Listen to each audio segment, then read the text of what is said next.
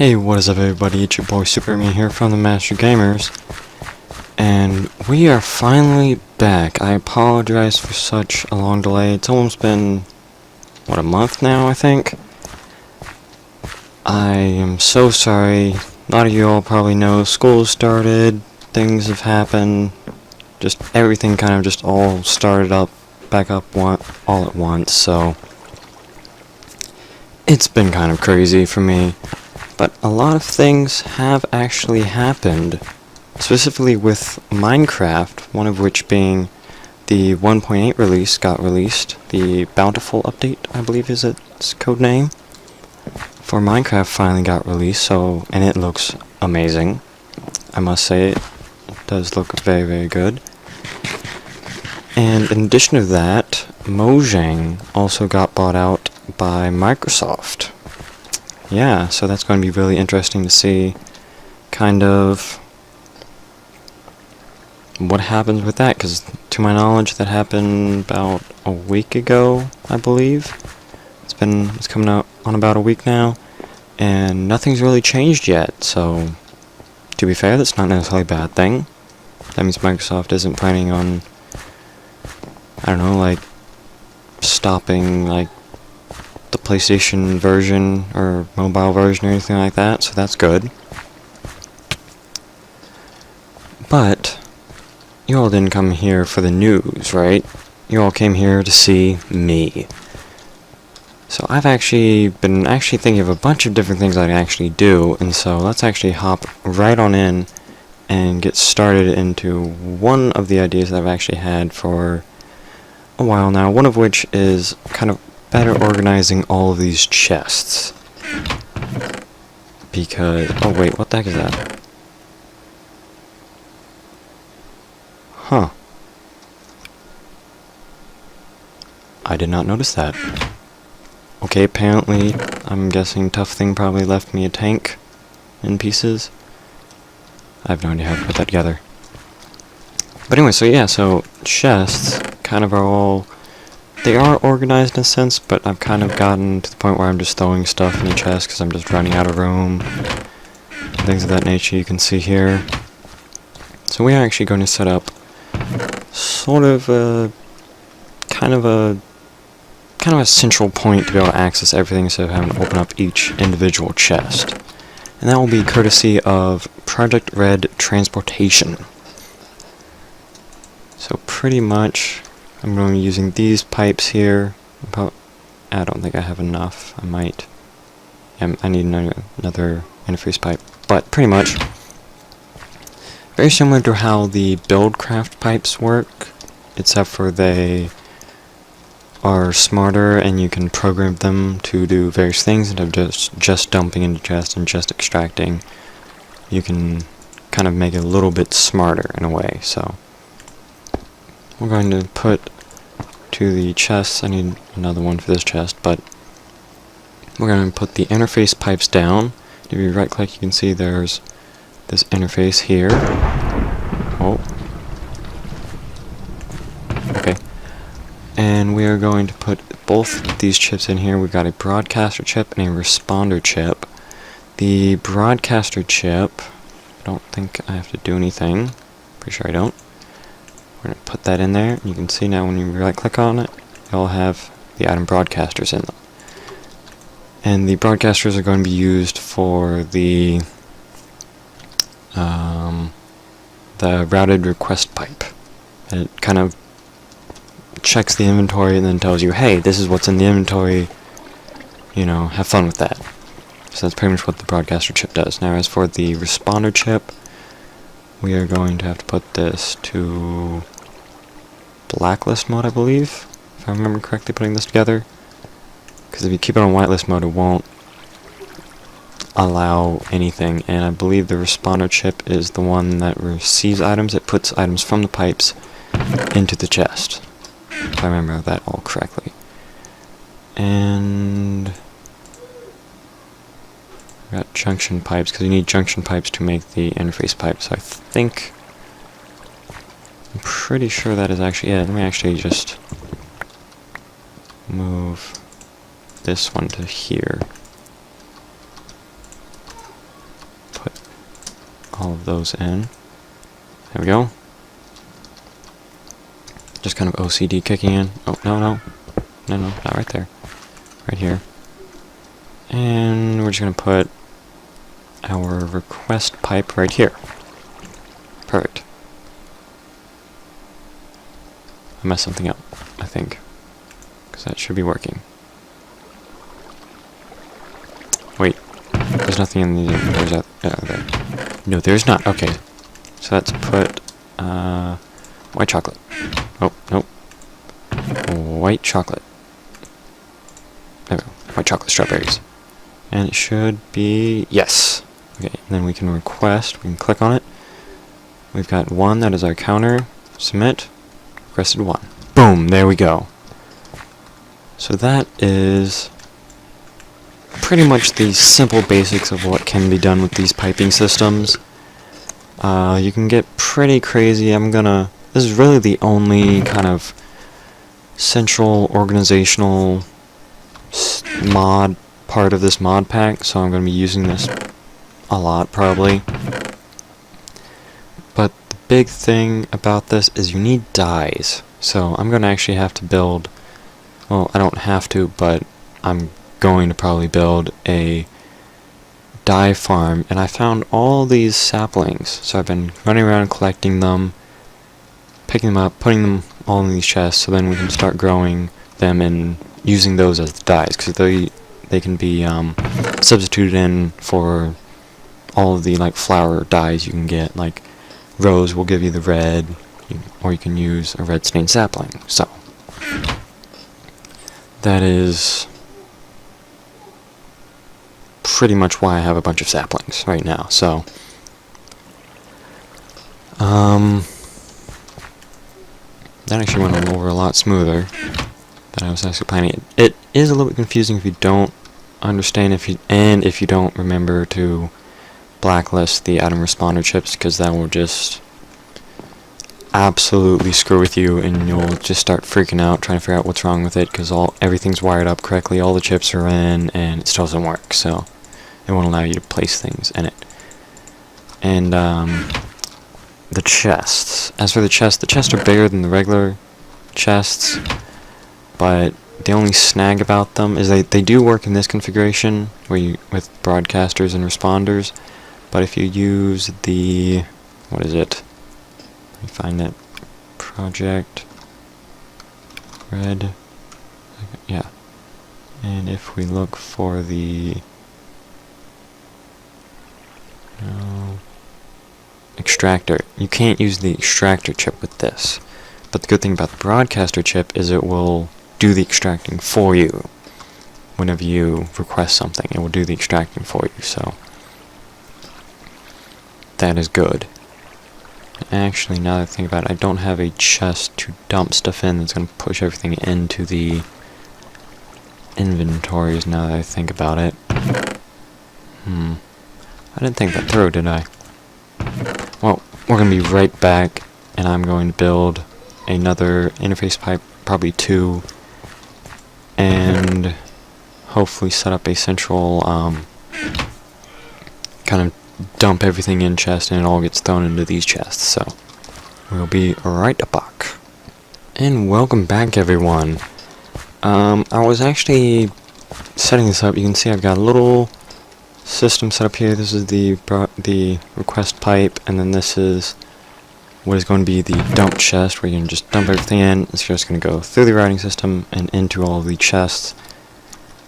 And while I was setting this up, I actually remembered that there's actually some limitations to using the chipset, specifically the extractor here, the extractor chip.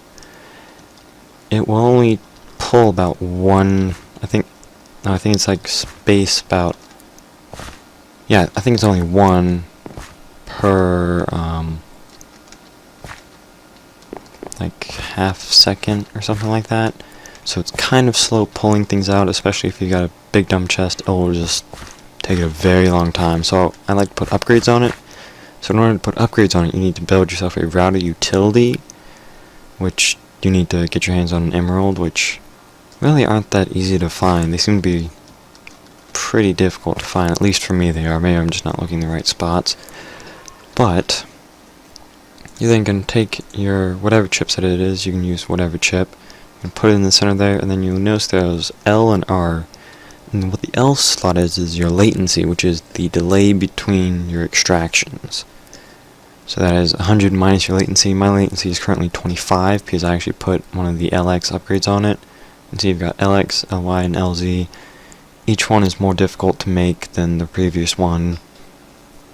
Like the LX is just gold, redstone, and then no logic upgrade chip, which is just paper and redstone. All the way up to LZ, which is emerald and redstone, and you got lapis in there, and things like that. While the right one is your latency, which is, well, they're both latency, but your right slot handles how many items are extracted each time. So this one is how frequently it's going to be extracting things, and your right one is going to be how many items it can pull out each time it decides to extract things. So I've already done 1 tier of upgrades on them, so you've got 8. You can kind of see how the numbers match up. I did the first one, so it's 8. I have 8 latency, and this one it's 25 latency, and I did the first one, that one. So I'm going to go ahead and put in the upgrades like that. Install. You can see now we've got LX, LY, RX, and RY, which will give us a total of latency for 59 for the L slot. So that is, what, 41 delay? So that's not too bad. And then for the right slot you have a latency of 24, so that is 8 plus 24, that is what, 30? Yeah, 32. So we'll pretty much pull out half a stack. And you can see then you have 32, so if you put on the last one, you'll be able to pull out an entire stack every single session. And then this one, it will pretty much pull out, like, bumps up to 40, so I think that's like 99. So it's pretty much like super fast. Oh, gotta make sure I have that. So we're gonna go ahead, make sure this is blacklisted. Yep, throw that in there. And then let's go ahead and throw in oak saplings. And there we go, they get pulled out, shot through the system, and they will round up right here in the closest available inventory.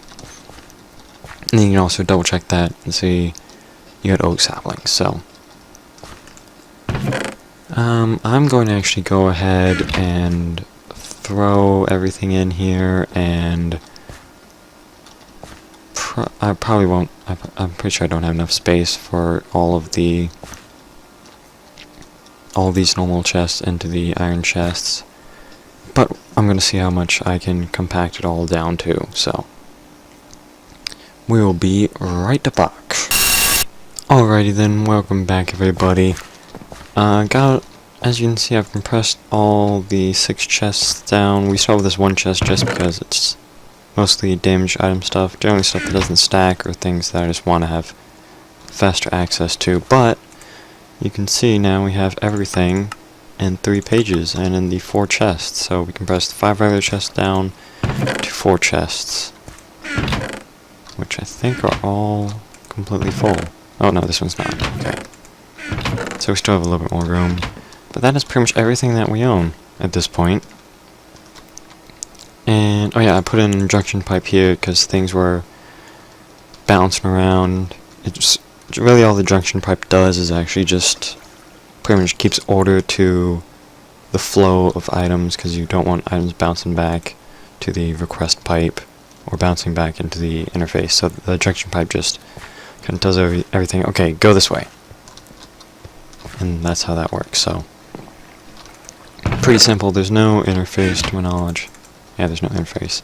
So there's nothing really you can do with it. It's just to organize things. It's just a smart version of the regular transport pipes here, and kind of the base version that you then build off of, and then create the interfaces and request pipes. So that just about wraps us up for this episode. But for up and coming episodes, I'm thinking perhaps a dye farm I want to get into machines, so that means, of course, I need to figure out some sort of power generation. And I've got a couple of interesting ideas that will actually involve those saplings and then sugarcane in order to create power. So I've got an interesting idea. It's going to take some work, a lot of kind of infrastructure to build, and things of that nature. So I think that just about wraps us up for this episode. One of the things is the magenta tree. These are some pretty trees. You can see kind of the very bright purple. That is what all the leaves look like. It is a very, very pretty tree once it grows. It's a very, very beautiful tree. Very bright colors. So I think I'm going to try and do something with that. Maybe build with it a little bit later on, because it's a very pretty color. It's very pretty. So yeah, so things are a little bit more organized. Still haven't gotten used to using this pipe yet. Oh, yeah, you can see right there. I still haven't gotten used to it. But for the most part, we've got a ton of stuff already in here. I think we're running low on no iron. I've got cooking. That's right. I've got iron, cooking, glass. I'll just throw all that in there. You can see it empties out pretty quickly. You can see in just a few moments, everything's just going to be gone, and the last thing should be the saplings. Yep, there they go. Everything's gone. So it's a very quick system, even when it's not cranked up all the way. This would be technically like, I guess, a tier 2 piping system for the extractor chipset. It's only like technically a tier 2, I guess, if you want to think of it that way. So it does have a lot more potential, which will make it extremely fast. And I already chopped down the tree, didn't I? Pretty sure I already chopped down the tree. That is a fast-growing little tree, isn't it? Very, very fast. And it starts raining. So for the most part,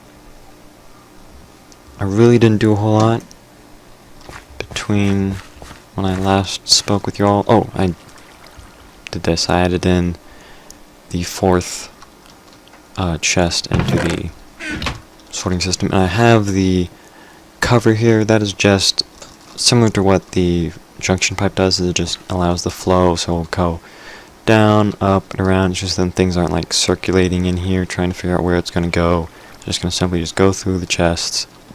So that's kind of the pattern I'm going to use once I expand this. So I'm going to have glass covers separating them, just then things aren't bouncing around, and it's the logic, I guess. It's a little bit less taxing on the server, having to have the server sort it. Ooh, that's pretty. See what I mean? It's very beautiful. It's a very pretty tree. And you can see, you can tell how close we actually are to the top of the world, because you can see kind of chops off the top of that tree there. So that's kind of one of the downsides of living up here, is the trees don't grow to their fullest height. But that doesn't seem to be a problem for me, so that's fine. I'm still getting enough saplings to replant and keep. So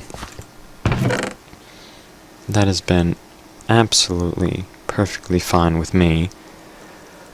I think that was everything. I don't want to try and start another project this episode. So I think next episode we are going to tackle what do we want to tackle exactly? How about we figure that out right now? I've got a couple different ideas. I'm thinking about maybe starting up a shop on the server, but the problem is I don't really have massive amounts of things that I feel like I can easily sell without worrying about it, really. Well, except for the cocoa butter. But that has been a wonderful food source. If you got some strawberries and cocoa butter and some cocoa beans, it's very, very, very good food source, as a matter of fact. It's very good. Maybe not as stylish as pizza or some French fries dipped in ketchup, but it certainly does hold up very well. It doesn't seem to last very long, but it does fill a lot of your hunger, and you kind of can